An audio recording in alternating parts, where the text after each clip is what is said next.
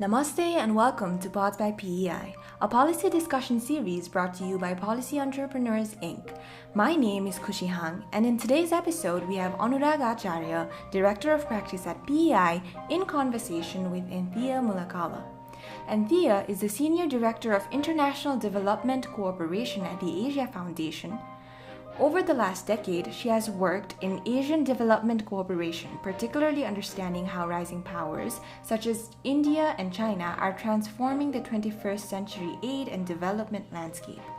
She has also worked for the World Bank, UK DFID, the City of Melbourne, and South Asian Partnership. The two explore the rise of China as a superpower and its impact on the evolution of aid as a foreign policy tool. They examine China's Belt and Road Initiative, its increasing use of infrastructure diplomacy in the Asia-Pacific, and how the West is trying to counter with its own set of infrastructure-oriented development financing. They also discuss the implications of the great power rivalry in South Asia, how India is maneuvering to maintain its influence over the region, and the opportunities and challenges this holds for aid recipient countries like Nepal. We hope you enjoy the conversation. Namaste, I'm Anurag Acharya, and with me today is Anthea Mulakala. In this episode, we'll be discussing competitive infrastructure diplomacy in Asia Pacific amid the geopolitical shifts in power between the traditional powerhouse, United States, the rising power, China, and India. Welcome to the conversation, Anthea. Let's begin with how the global aid and investment landscape is changing. We are already into this realm of international relations where both donor and recipient countries see aid as a strategic investment. How did we get to where we are today from the decades of uncertainty and Cold War? What are the major drivers of this change? Thanks, Anurag. I'm really delighted to be here and really pleased to be part of the launch of Pods by PEI. You ask a very good question. First, I think it really depends on how long a time frame you wish to take. So if we go back 2 decades, then definitely we see some important drivers that shaped ensuing trends. So the post-World War II development cooperation narrative and its accompanying institutions have started to lose relevance around this time. So 3 things that I'd like to point to. So first, you see a shift from MDGs to SDGs, and a sense that development is more of a shared global responsibility. So it was no longer just about developing countries. Though the SDGs were not a leveler, we still have this paradigm of donor and recipient. And we also started to see a shift in understanding about development with emergence of new issues, the governance phenomena, for example, and this was particularly around Western donors.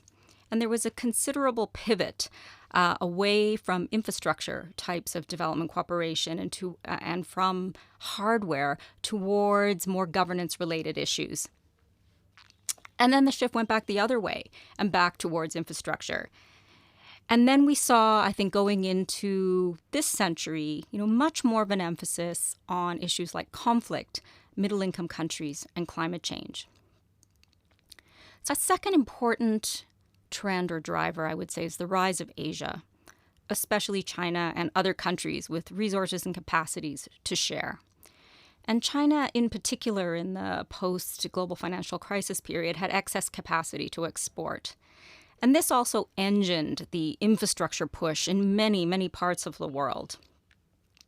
Accompanying this was also an increased emphasis on Asian modalities of development cooperation. So you started to see people taking notice of South-South cooperation. Even though South-South cooperation has been around for decades and decades, suddenly the broader community was taking notice of it, as well as triangular cooperation. And particularly important is a much wider range of development finance options. And there was an attempt in this century, I would say, by Western and Northern donors to try to work more closely with South-South cooperation providers, like India, like China, like others. And third and related is geopolitical competition. Again, China's rise and expansion has been significant, and we see this manifesting through initiatives like the Belt and Road Initiative. But also a recognition that China, by participating in development cooperation, was not going to democratize and join the Western-led rules-based order that many imagined would happen when China's own development started to accelerate. And so when China appeared with alternative modalities and narratives on development, it started to be perceived as a threat in this space. As the aid landscape changes, donor countries are competing not just for strategic influence, but also for economic opportunities in the region. How do you see this competition evolving in the Asia-Pacific region, which is among the largest global market? I think you're absolutely right that the economic opportunities are really the drivers for geopolitical competition in the region. And the aid scenario is definitely secondary. So in order for many countries, the major powers, to have influence and leverage, they're using economic tools and economic platforms. It's a huge market, and we've seen the evolution and demise of many different economic frameworks and programs in the region. We've also seen a slew of trade wars and economic sanctions in the region. I think what you're seeing is, because particularly in Southeast Asia, you have a fairly strong and coordinated economic community, particularly amongst ASEAN, the great powers, and I mean many of them, the US, Australia, China, and India are all competing for market access and influence. Given the potential for expansion in the Asian economies and their need for investing in better infrastructures to spur growth, China has had a head start with its Belt and Road Initiative. How successful has China's infrastructure diplomacy been in the region? There has also been plenty of criticism around it, hasn't it? Absolutely. As I said earlier, sort of post-GFC, China had excess capacity in its industrial sector, and so companies were encouraged to export this capacity. Importantly, it's also important to recognize that China was willing to invest in high-risk countries at a time when others would not. And you see this particularly in Africa, where China was the only investor, willing to take that kind of risk. And they underwrote many of the investments, enabling companies to go out and invest in, primarily hard infrastructure. And this was a boon for many nations, as I said, particularly in Africa, to develop, to improve their economic infrastructure and improve their economic prospects globally. Chinese infrastructure diplomacy was mostly bilateral, and I would say until post-2010, it was under the radar. It definitely became more visible with the Belt and Road Initiative and, of course, Xi Jinping's advocacy of the BRI.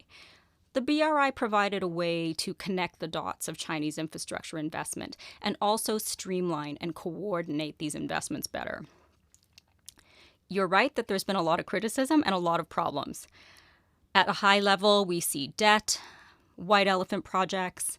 At a more micro level, we see community conflicts, labor disputes.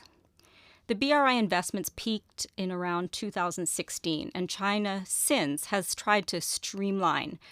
There was a drop in investment after that period. So China is focusing more on delivering existing commitments and assessing what's worked, what hasn't worked, and they're trying to learn and improve. China's expansive infrastructure diplomacy, especially in Southeast Asia, has led to United States and its allies mobilizing their own aid and investment mechanisms, including through multi-donor platforms like DAC. The recently launched Build Back Better World initiative specifically aims to compete with China's BRI, with U.S. Secretary of State Anthony Blinken, during his visit, appealing to countries in the region to ensure freedom and openness in the Indo-Pacific, indicating towards some of the concerns expressed against BRI. Do you think that narrative has struck the chord with the region? Or is the attraction and prospects offered by BRI too lucrative for the recipient countries? I think the first point to highlight is that Asian countries desperately need infrastructure. We're driving through the streets of Kathmandu this morning, and you can see there really is a need for hard infrastructure everywhere. So in theory, there is nothing wrong with more resources coming into the region for these necessary inputs. And you're right, the U.S., because China is so focused on infrastructure, particularly with the BRI, it's perceived as a threat because it is an economic program. And what you see is other countries trying to compete with China in the same space, even though that may not be their specialization. So you have a number of programs that the U.S. and partners and allies have come out with. Now, interestingly, you mentioned B3W. B3W has actually been reincarnated a few times. It started as the BUILD initiative under the Trump administration, and it transformed into B3W under Biden. But most recently, it became the Partnership for Global Infrastructure Investment under the G7. And I can tell you a little bit about this because it's worth noticing. The G7 announced the initiative at the summit in June of 2021. And it is an alternative to BRI, looking at those preceding programs that I mentioned earlier. It will focus on digital connectivity, health, women's equality, and climate and energy security. The idea is to raise $600 billion by 2027 to fund infrastructure in low and middle income countries. And this money is meant to be generated from private sector financing. The question is how to mobilize these investments, because the private sector is very wary of investing in unstable countries. And the U.S. doesn't have the kind of underwriting, the insurance underwriting that the Chinese have, for example. But the idea is to promote high-quality projects with low environmental, social, and governance risks, and ones that should generate sustainable economic returns and be attractive to investors globally and also in the recipient countries. And of course, there is a strict requirement around transparency. Ideally, I think if this initiative, the PGII, is to succeed, it should complement the BRI's hard infrastructure focus and concentrate on areas where the U.S. and other G7 countries have value added. And can provide options and alternatives for partner countries. So it may be in the fintech sector, for example, or semiconductors, something that is going to not compete necessarily with the hard infrastructure, but play to the strengths that the U.S. and other countries have. So that's just one initiative, and there are a couple of others. Another initiative that's come out recently is the Indo-Pacific Economic Framework. Now, this isn't a hardware or infrastructure initiative, but it's quite significant. So it was launched this year in May 2022, and it was unveiled more formally at the Quad Summit in Tokyo. And it involves 14 countries and represents 40% of world GDP. It's basically comprised of Quad countries, mostly ASEAN, and also Fiji, which has most recently joined. And it's an economic framework which is seen to be much needed by the U.S. after they withdrew from the CPTPP and didn't join RCEP. And it has 4 pillars. So it focuses on supply chain resilience, clean energy, decarbonization and infrastructure, taxation and anti-corruption, fair and resilient trade. It also has a really interesting component around digital economy and skilling, which is much more development focused. What it does is it adds a missing geoeconomic component to security and strategic heavy approaches that we see predominantly in that space. But it's still trying to provide alternatives to Chinese money and dependency. Unfortunately, it's new. It doesn't have any legs yet or defined outcomes. So there's a bit of a wait and see around the whole initiative. The challenge of initiatives like this, and similarly with PGII, because it's new, but it doesn't have any hard money behind it yet. It's anticipated it will have money, but it doesn't have money. is that if you don't execute quickly, it will soon become irrelevant, and you will lose the confidence and the buy-in by the countries that have signed up. On the positive side, it gives options to countries to partner with like-minded states, building resilience, particularly when countries are very dependent on China, or at the moment, China is quite volatile economically. They're still in a high state of COVID awareness and lockdown. So China has been calling these initiatives loud but empty. So it gives you some indication that, they see that these initiatives are out there. They're a little bit weary of them, and so they're putting out their PR in a negative way. But as I said, there's no money on the table, so we do have to wait and see. That's quite fascinating insight into the dynamics of that competition. Moving on to South Asia now. The region is witnessing intense competition between traditional power India, with China challenging its hegemonic influence. In my previous conversation with Amish Mulmi, who has drawn this interesting narrative around China's re-engagement in Nepal in his book, All Roads Lead North, he made an important point that beyond mercantile relations, China is also looking to reach out to the neighborhood through ancient roots and shared history. For instance, this rich cultural and spiritual ties with regards to Buddhism has been a mainstay in China's public diplomacy in Nepal, Sri Lanka, and Bhutan. Given India's already strong cultural ties with much of its South Asian neighbors, do you see this approach from China expanding its soft power? Absolutely. China has a very aggressive campaign of soft power diplomacy, not only in the region, but I would say across the world. I think many of us are familiar with Confucius Institutes, which are Chinese culture and language centers. They are a key element amongst China's soft power initiatives. And in the first Confucius Institute, was established in South Korea in 2004. And by 2019, there were 548 of these and 1,193 Confucius classrooms globally. So there's a real emphasis on that language and culture, though we don't hear that much about it. China has a range of soft power tools that it brings to the region. Education, obviously, is something that's obvious. Obviously, food is obvious and business is obvious. And culturally, also, we can think of things like TikTok, for example.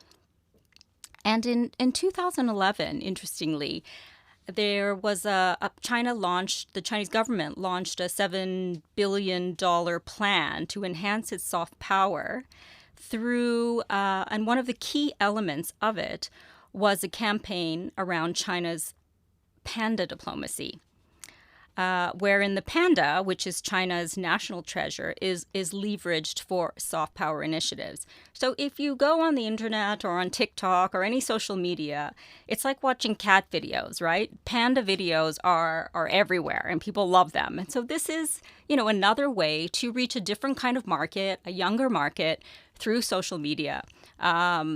With things like panda diplomacy. And of course, the other thing that is very popular is Chinese gaming culture, right?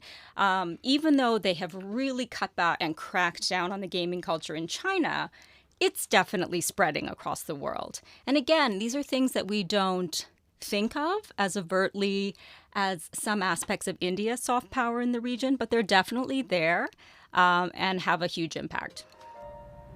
You have been listening to Pods by PEI. I am Kushi Hang, and this is a quick reminder to you to do us a favor by sharing us on social media and leaving a review on Spotify, Apple Podcasts, Google Podcasts, or wherever it is that you listen to the show. More from our guests when we return. Welcome back to Pods by PEI. I am Kushi Hang. Let's get back to the show. Well, you've done much of your work in East Asia as well. Has China invoked a similar approach or any particular approach in East Asia where it understandably has more mileage to draw from such shared ties and history? There's a very large Chinese diaspora throughout East Asia, Southeast Asia, for example. So there is already those cultural ties that are very deep. And of course, economic ties and trade ties and all the things I mentioned earlier. I think the uptake is much easier because of the diaspora in Southeast Asia. How do you then look at the United States' general response to all this? In the past decades, we've not seen Washington engaged in aid diplomacy to such an extent, especially in South Asia. But its multifaceted Indo-Pacific strategy clearly identifies infrastructure aid investments as one of the key strategies to counter what it sees as China's expanding footprint in South Asia.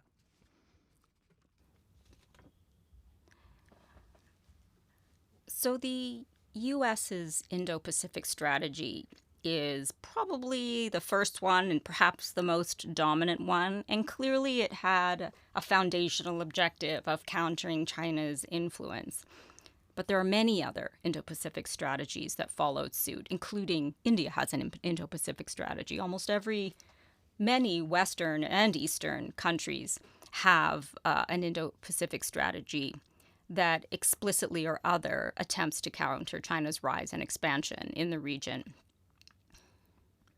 The Quad is also another increasingly important partnership, one where India plays a very important role. It started originally as a strategic partnership and a security partnership, but it has certainly evolved into much more of a multidimensional partnership, focusing on aspects of development cooperation in terms of vaccine diplomacy, for example, and other initiatives.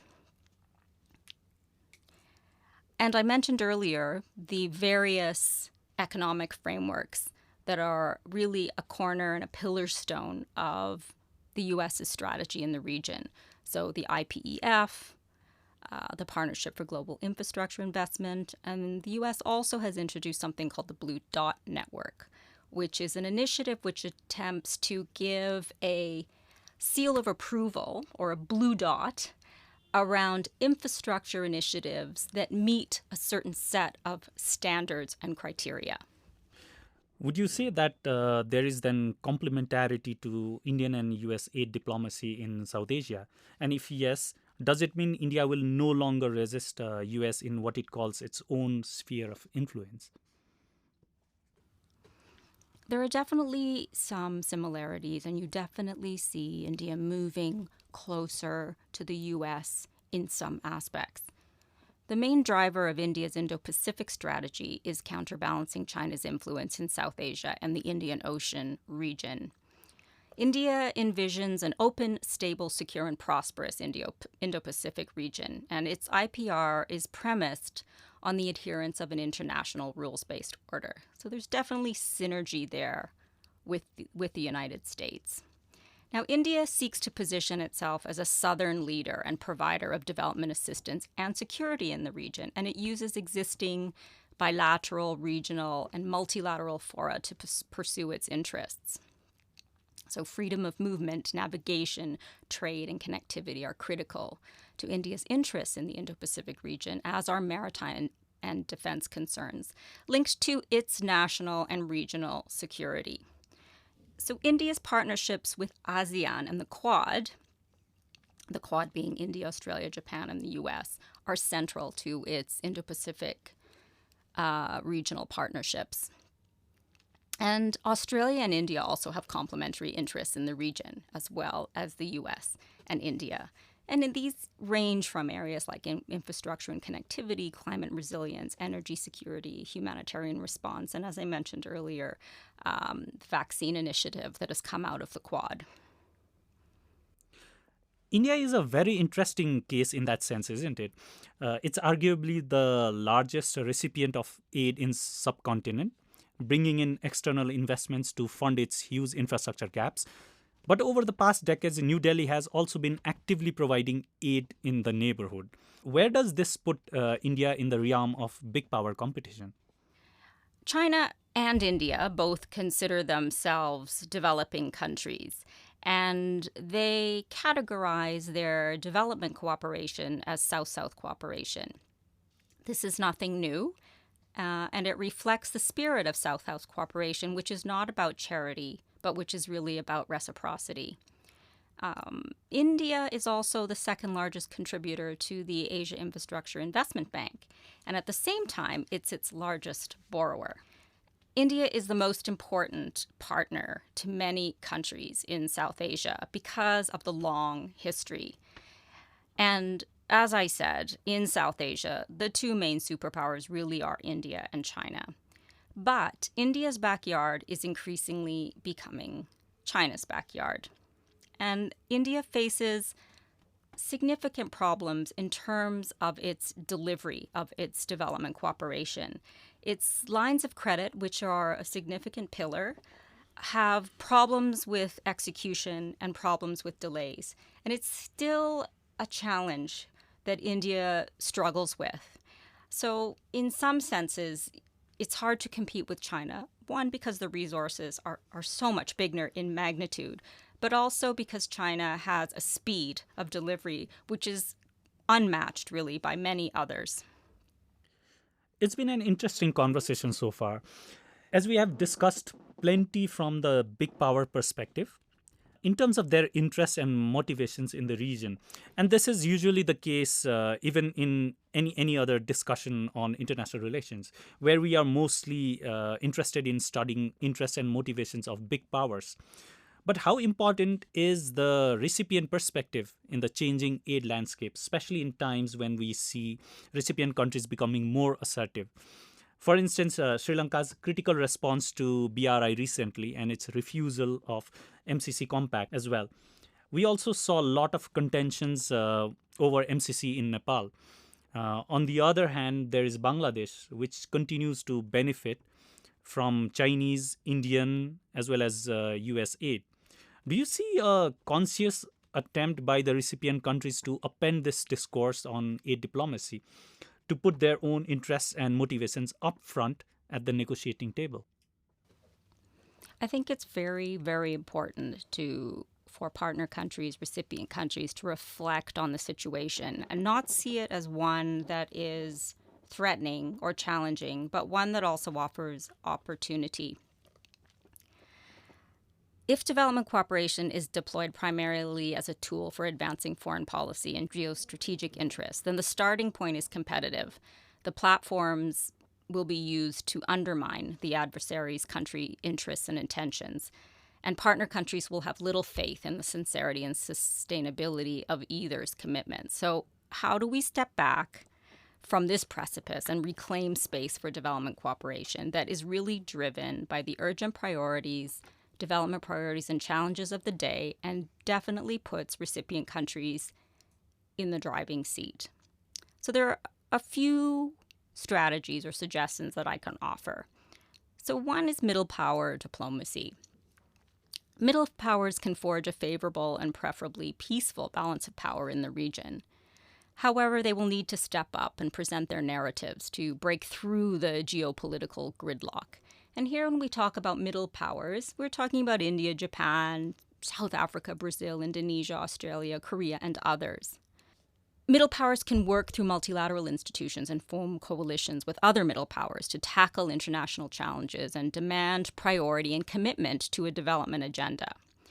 And while multilateralism has also become a contested space, some institutions such as the G20, with its upcoming succession of Southern-led leadership, Indonesia, India, Brazil, South Africa, provides an opportunity to create and sustain shared space around a development agenda. And indeed, discussion has already begun to happen at the G20 level about this priority. And also, countries, when they come together, can push back against this with us or against us rhetoric, demanding attention to their agendas and not playing the zero-sum game. Second, partner countries can leverage regional and minilateral architecture.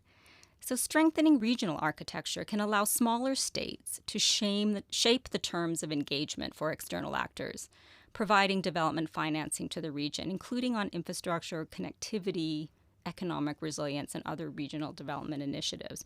There are many mini groupings of countries that have a development agenda or can elevate a development agenda in their work and in their negotiations. For example, if you look at Southeast Asia, ASEAN has not traditionally played a role in development assistance. However, increasing geopolitical competition in Southeast Asia and the expansion of large-scale regional development initiatives is prompting new thinking about ASEAN's role in development. And this is relevant to other regional bodies as well, African Union, Pacific Island Forums, and even associations in South Asia. And then partner country agency. This is critical. So amidst geopolitical competition, securing partner countries is like scoring points. However, if we see this geopoliticizing of development cooperation as inevitable or unavoidable, then it should be the other way around. Partner countries should hold the scorecards for their development partners and demand both actions and behaviors. Competition and numerous new strategies, resources, and initiatives that come with it can offer opportunity for partner countries to secure resources and commitment towards their own agenda. They provide choice, a seat at the table, and opportunities for decision-making. And partner countries can also engage in regional and issue-based forums to advocate their position amongst others and also shape new narratives. And importantly, while we know that China, the US, and Australia and others have strategies for how they work in individual countries, partner countries, can develop strategies for how they want to work with major partners, rather than the opposite. And in these strategies, partners can demand more than rhetoric and seek evidence that all these new initiatives, many of which we've discussed today, are more than big ideas and soft power maneuvering. So they can study the PGII, the IPEF, or the BRI, and the newest, which has come out from China, is China's Global Development Initiative. They can study those and frame their needs and priorities within them. The bottom line is no one will take these promises seriously if they don't deliver something concrete for the partner country. And also partner countries, like in this competitive environment, there is space to negotiate and push back, as I said. So partner countries can seek and request complementary development inputs from partners to resist picking sides, discourage competition in the same space, and force them to play to their comparative strengths. Those are some very valid points and speak to some of the findings that, PI has made, or observations rather, in its ongoing research on South Asia's infrastructure diplomacy. That was a very engaging conversation, Anthea, and I'm sure there are quite a few pointers to draw from there. Thank you for talking to us. Thank you. It was my pleasure. Thanks for listening to Pods by PEI. I hope you enjoyed today's conversation between Anurag and Anthea on the competitive infrastructure diplomacy in the Asia Pacific and its implications for aid recipient countries like Nepal. Today's episode is a part of PEI's series on managing India, China, and the US in a new world order. It was produced by Nijan Rai with support from Saurabh Lama and Aparna Paudil. The episode was recorded at Mint Studio and was edited by Saurabh Lama. Our theme music is courtesy of Sanjay Shrestha from 1974-80.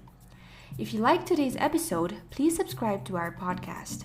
Also, please do us a favor by sharing us on social media and leaving a review on Spotify, Apple Podcasts, Google Podcasts, or wherever it is that you listen to the show. To catch the latest from us on Nepal's policy and politics, please follow us on Twitter at tweet2PEI. That's TWEET followed by the number 2 and PEI. And on Facebook, you can find us at Policy Entrepreneurs Inc. You can also visit pei.center to find more about us. Thanks once again from me, Kushi Han. We'll see you soon in our next episode.